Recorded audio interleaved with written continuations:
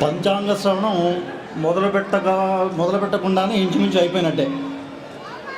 ఎందుచేత అంటున్నానంటే, వెంకట్ ప్రసాద్ గారు మన తరహాసి వాసులందరి ఆదాయ వ్యయాలు, రాజపూజ్యాలు, అవమానాలు అన్నీ చెప్పేస్తారు ఇంచుమించుగా. కాబట్టి అలా అన్నమాట. కానీ ఇప్పుడు రాసుల వారీగా రాసుల ప్రకారం మనం అందరం కూడా మన ఈ రాజపూజ్యాలు, అవమానాలు కొద్దిగా తెలుసుకునే ప్రయత్నం చేద్దాం. ముందుగా ఒక ప్రార్థన.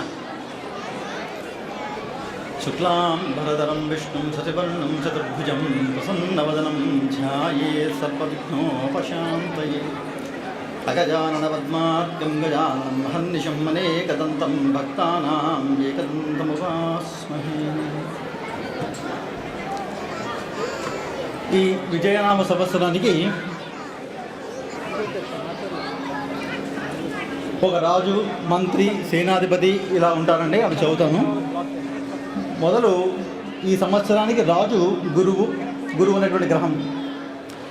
ఈ సంవత్సరం గురువు రాజు అయినందువలన అందరికీ కూడా శత్రు నాశనం అవుతుంది అని చెప్పారు.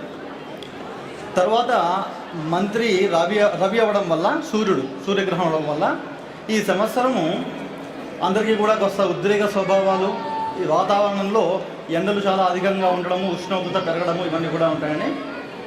తర్వాత సేనాధిపతి శని. ఈ సంవత్సరం సేనాధిపతి శని అయినందువలన అధములకు అధికార పగ్గాలు వస్తాయి అంటున్నారు.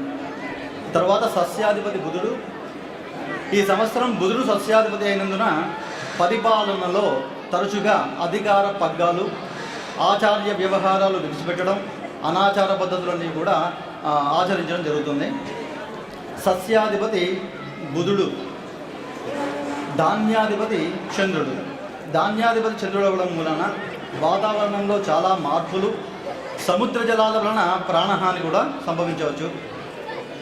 ఆజ్ఞాధిపతి శని అయినందువలన ఈ నూనె సంబంధించినటువంటి ఉత్పత్తులన్నీ కూడా చాలా అభివృద్ధిలోకి వస్తాయి. దశాధిపతి శుక్రుడు అయినందువలన వస్త్ర పరిశ్రమ చాలా అభివృద్ధిలోకి వస్తుంది. పత్తి వంటలన్నీ కూడా చాలా అభివృద్ధిలోకి వస్తాయంటున్నారు. నీరసాధిపతి కుజుడు అవ్వడం వలన యుద్ధ వాతావరణం నెలకొల్పుతుంది అని చెప్తున్నారు.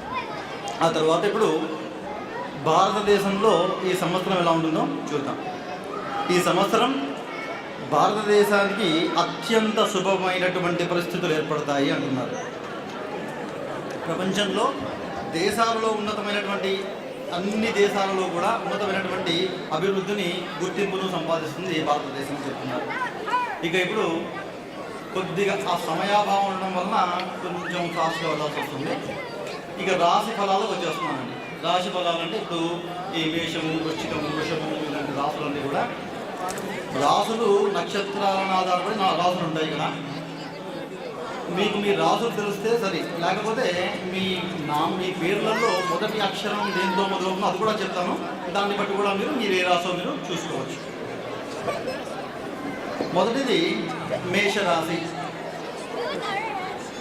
ఇందులో అశ్విని 1, 2, 3, 4 పాదములు, భరణి 1, 2, 3, 4 పాదములు, కృత్తికా నక్షత్రం 1వ పాదం.